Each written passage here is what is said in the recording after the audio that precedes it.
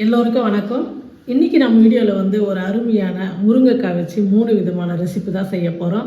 முருங்கைக்காய்னா யாருக்குமே பிடிக்காமல் இருக்காது. சாம்பார் பிடிக்கும், வறுவல் பிடிக்கும், காரக்குழம்பு பிடிக்கும், அப்புறம் வந்து சூப் வைக்கலாம், நிறையா செய்யலாம், ரசம் செய்யலாம், அந்த மாதிரி நிறையா சொல்லிகிட்டே போகலாம் முருங்கைக்காய் வச்சு. அதில் வந்து ஸ்பெஷல் எங்கள் வீட்டில் பார்த்தீங்கன்னா முருங்கைக்காவில் வேர்க்கடலை இடித்து போட்டு செய்கிறது தான் எங்கள் வீட்டில் ஸ்பெஷல். ரொம்ப சூப்பராக இருக்கும். அந்த மாதிரி வேர்க்கடலை போட்டு செஞ்சால் ரொம்ப நல்லாயிருக்கும். இன்றைக்கி வந்து நம்ம முருங்கைக்காய் வச்சு 3 விதமான ரெசிபி செய்ய போகிறோம். அது என்னென்ன ரெசிபின்னு சொல்லிட்டு இப்போ வீடியோக்குள்ளே பார்க்கலாம் வாங்க. முருங்கைக்காய் சாம்பாருக்கு நான் ஒரு 100 கிராம் துவரம் பருப்பு, கொஞ்சம் மஞ்சள் தூள், கொஞ்சம் சீரகம், ஒரு 5-6 பல் பூண்டு போட்டு வேக வச்சுக்கிட்டேன் நல்லா சாம்பாருக்கு. இப்போ இதை எடுத்து வச்சுட்டு நம்ம சாம்பார் தாளிச்சிக்கலாம். பாத்திரம் வந்து நல்லா சூடு ஏறிடுச்சு. இப்போ எண்ணெய் சேர்த்துக்கிறேன். முருங்கைக்காய் சாம்பாருக்கு நீங்கள் தேங்காய் எண்ணெய் போட்டு தாளிக்கும் போது ரொம்ப டேஸ்ட்டு சூப்பராக இருக்கும். கடுகு, கொஞ்சமாக வெந்தயம் சேர்த்துங்க மணத்துக்காக, ரொம்ப நல்லா வாசமாக சூப்பராக இருக்கும் சாம்பார். கொஞ்சம் சீரகம், சின்ன வெங்காயம் ஒரு 100 கிராம் வந்து நான் உரித்து எடுத்துக்கிட்டேன். சின்ன சின்னதாக இருக்கிறதுனால அப்படியே சேர்த்துக்கலாம். கருவேப்பிலையும் சேர்த்துக்கிட்டேன். இப்போ வெங்காயம் வந்து நல்லா வதங்கட்டும். வெங்காயம் நல்லா வதங்கிடுச்சு. இப்போ முருங்கைக்காய் சேர்த்துக்கலாம். 2 தக்காளியும் சேர்த்துக்கலாம். காய் கூடவே சாம்பாருக்கு தேவையான உப்பு சேர்த்துட்றேன். இப்போ நல்லா வதங்கட்டும். தக்காளி, முருங்கைக்காய் எல்லாமே வந்து நல்லா வெந்துடுச்சு. இப்போ வந்து நம்ம மிளகாத்தூள் சேர்த்துக்கலாம்.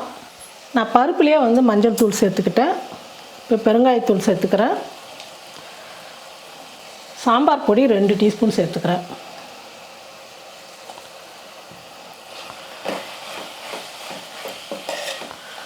சாம்பார் பொடி சேர்த்ததுக்கப்புறம் நல்லா கலந்து விட்டுட்டு நம்ம கடைஞ்சி வச்ச பருப்பை வந்து சேர்த்துக்கலாம்.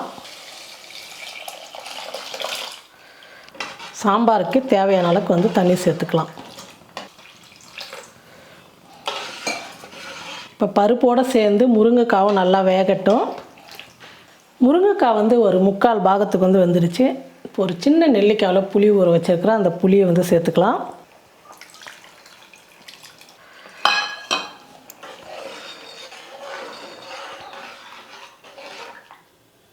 பாருங்கள், சாம்பார்லாம் நல்லா கொதிச்சிடுச்சு. முருங்கைக்காவும் நல்லா வெந்துடுச்சு. கொஞ்சமாக தேங்காய் போட்டுக்கலாம். முருங்கைக்காய் சாம்பாருக்கு வந்து தேங்காய் துருவுனது சேர்த்திங்கன்னா ரொம்ப அருமையாக டேஸ்ட்டாக இருக்கும். கொத்தமல்லி கொஞ்சம் பொடியாக இப்படி கட் பண்ணி போட்டுக்கோங்க. ஒரு அருமையான முருங்கைக்காய் சாம்பார் ரெடி.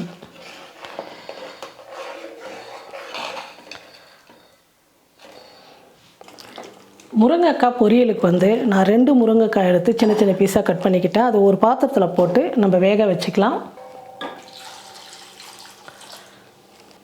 உப்பு சேர்த்துக்கலாம். மஞ்சள் தூள் கொஞ்சம்.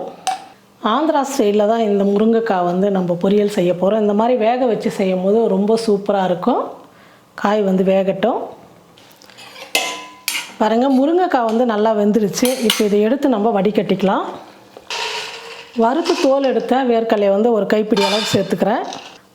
ஒரு 5 பல் பூண்டு, ஒரு 3 வரமிளகாய் சேர்த்துக்கிறேன். இப்போ இதை லைட்டாக சூடு பண்ணிவிட்டு நம்ம மிக்சியில் போட்டு நைஸாக அரைச்சிக்கலாம். இப்போ நல்லா சூடு ஏறிடுச்சு. இது மிக்சியில் வந்து அரைச்சிக்கிறேன். முருங்கைக்காய் பொரியலுக்கு ஒரு 2 டீஸ்பூன் வந்து தேங்காய் எண்ணெய் சேர்த்துக்கிறேன். கொஞ்சம் சீரகம், கடுகு கொஞ்சம் சேர்த்துக்கலாம். கடுகு நல்லா பொரிஞ்சிடுச்சு.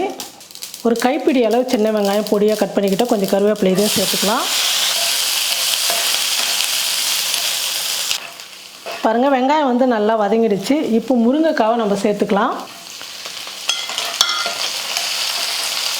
நம்ம முருங்கைக்காயில் வந்து உப்பு போட்டு வேக வச்சுருக்குறோம். உப்பு வந்து கம்மியாக இருந்தால் கொஞ்சம் உப்பு சேர்த்துக்கலாம். இந்த நேரத்தில் நான் கொஞ்சம் உப்பு சேர்த்துக்கிறேன்.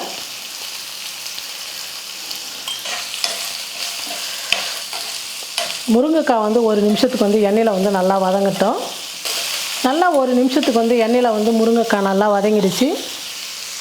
நம்ம வேர்க்கடலை, மிளகாய், பூண்டு அரைச்சி இல்லையா, அந்த பொடி வந்து சேர்த்துக்கலாம். இப்போது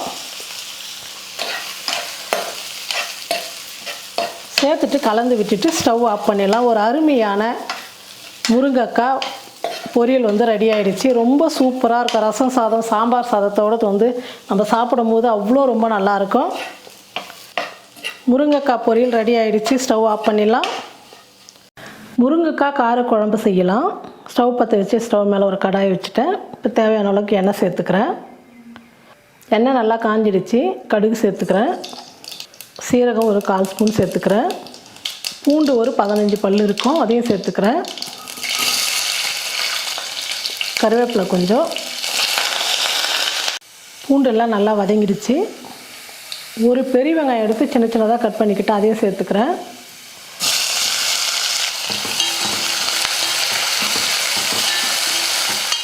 வெங்காயம் நல்லா வதங்கிடுச்சு.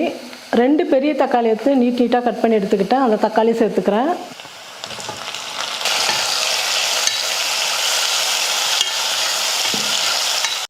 பாருங்கள், வெங்காயம் தக்காளி எல்லாம் நல்லா வதங்கிடுச்சு. நான் 2 முருங்கைக்காய் வாங்கிட்டு வந்து சின்ன சின்ன பீஸாக கட் பண்ணி எடுத்துக்கிட்டேன். அந்த முருங்கைக்காய் சேர்த்துக்கிறேன்.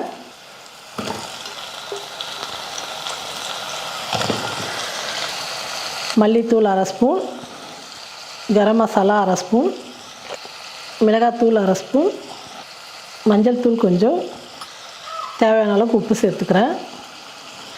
எல்லாம் சேர்த்ததுக்கப்புறம் 1 நிமிஷத்துக்கு நல்லா வதக்கிக்கலாம்.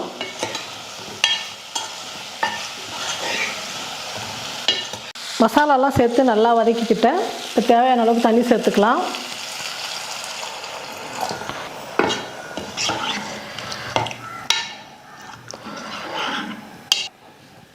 காய் நல்லா வேகட்டும். ஒரு தட்டு போட்டு மூடிடலாம். குழம்பு நல்லா கொதித்து முருங்கைக்காயெல்லாம் நல்லா வெந்துடுச்சு. நல்லா இந்த அளவுக்கு திக்காக வரும்போது நான் வந்து வேர்க்கடலை வறுத்து மிக்சியில் போட்டு நல்லா பவுட்ரு பண்ணி எடுத்துக்கிட்டேன். இப்போ இந்த வேர்க்கடலையே சேர்த்துக்கலாம். இந்த வேர்க்கடலை இந்த மாதிரி நீங்கள் முருங்கைக்காயில் சேர்த்து செய்யும் போது அவ்வளோ சூப்பராக இருக்கும். சாதத்தோடு பிசைஞ்சு சாப்பிடும்போது அவ்வளோ நல்லாயிருக்கும். பொடியாக நறுக்கின கொத்தமல்லி கொஞ்சம் தூவிக்கலாம். இப்போ முருங்கைக்காய் குழம்பு ரெடி ஆகிடுச்சு. பாருங்கள், எவ்வளோ சூப்பரான முருங்கைக்காய் வேர்க்கடலை குழம்பு ரெடி ஆகிடுச்சு.